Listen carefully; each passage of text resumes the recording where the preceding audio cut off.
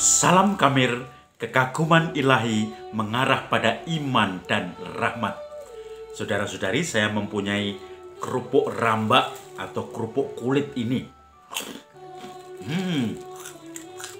Saya baca dalam penelitian, kebanyakan atau 90% orang diet gagal dengan gorengan karena ini sangat nikmat rasanya.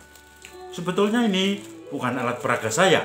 Alat peraga saya adalah nasi kerak yang digoreng atau sering disebut intip goreng.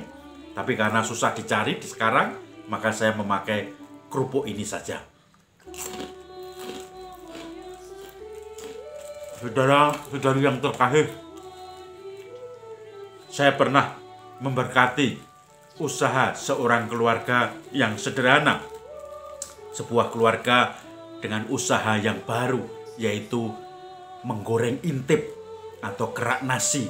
Mulai dari sederhana, dia menyewa rumah, jadi ada jalan, ada rumah itu pemilik rumahnya, dia menyewa pemilik rumah itu di jalan rumah di belakangnya, dan itu rumah itu sederhana sekali.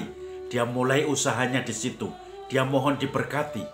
Ternyata usaha intip goreng semakin berkembang, banyak orang kemudian membeli, bahkan dari pasar-pasar datang ke rumahnya untuk pesan, tidak usah nganter tetapi pembeli datang sendiri.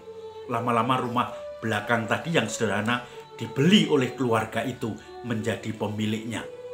Saudara-saudari, yang mengherankan, semakin hari semakin sukses, rumah utama yang di depannya juga kebeli juga oleh keluarga yang tadinya sederhana itu.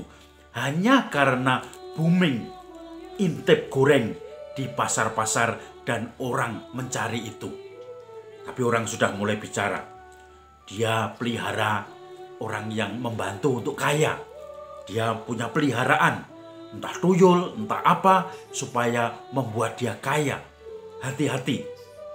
Saya tidak percaya ketika memberkatinya. Dan tetangga-tetangganya pun katanya juga bicara tentang itu. Tapi saya tidak percaya. Maka saya tetap memberkati. Ketika membeli rumah di depannya, saya juga memberkati. Ketika orang tuanya peringatan meninggalnya orang tua 1000 hari mengundang saya juga memberkati. Dan saya berkati. Tetapi banyak suara-suara yang selalu nyinyir. Dia piara tuyul, dia piara pesugihan. Orang yang membantu kaya, mencuri uang dengan tidak jujur, yaitu dengan roh-roh halus. Maka saudara-saudari yang terkasih, saya tetap tidak percaya. Tapi cerita ini mengalir kemana-mana seiring dengan suksesnya usaha dia jualan intip goreng tadi. Keterlaluan. Kalau masyarakat sudah tidak senang kepada keluarga itu, diterangkan seperti apa, tetap tidak terang tentang sistem pasar, ekonomi, dan seterusnya. Bagaimana mengelola bisnis, tetap tidak bisa paham. Taunya keluarga itu sukses dan mempunyai peliharaan roh halus yang jahat, mencuri uang tetangga lewat roh-roh itu, tuyul, dan seterusnya. Itu yang menutup mata orang-orang yang sebetulnya iri karena melihat kesuksesan keluarga itu. Saudara-saudari yang terkasih, Yesus pun mengalami hal yang sama. Orang-orang Yahudi, orang-orang yang membenci dia, tidak mungkin diterangkan seperti apapun.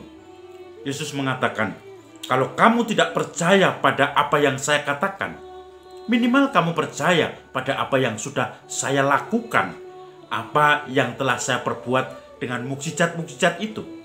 Banyak di antara mereka yang ketika Yesus membangkitkan Lazarus dari mati, saudara Maria dan Marta, mereka melihat. Tetapi orang-orang Yahudi itu tidak percaya juga. Padahal mukjizat itu sudah dibuat dan banyak menjadi beredar dari cerita-cerita masyarakat. Tetapi sudah tertutup matanya untuk melihat kebaikan yang dibuat oleh Yesus sendiri. Saudara, Kadang kita juga mengalami hal yang sama.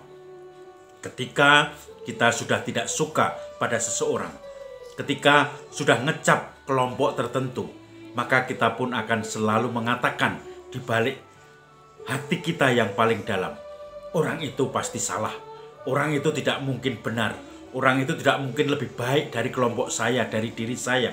Orang itu apapun yang dia buat pasti salah. Kita sudah menutup kebaikan Tuhan lewat orang itu, walaupun jelas-jelas Tuhan berkarya, karena dorongan dari batin kita yang sudah tidak senang. Yesus sudah mengalami seperti itu sebagai korban.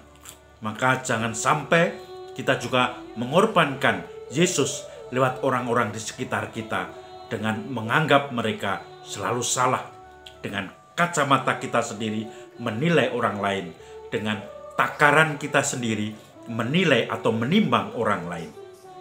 Maka saudara-saudari, dengan masa Prapaskah dan juga pekan suci yang semakin dekat ini, mari kita membangun hati kita, membuka diri kita, supaya tidak seperti orang Yahudi yang menutup diri, menganggap diri benar, tetapi kita siap membuka batin kita untuk diisi belas kasih Tuhan, untuk belajar melihat orang lain dengan kacamata Tuhan, dan akhirnya kita pun diperkaya, kita diampuni, mengalami seperti Yesus sendiri dalam setiap pergumulan kita, dan akhirnya kita pun bisa dibangkitkan dengan kerendahan hati kita.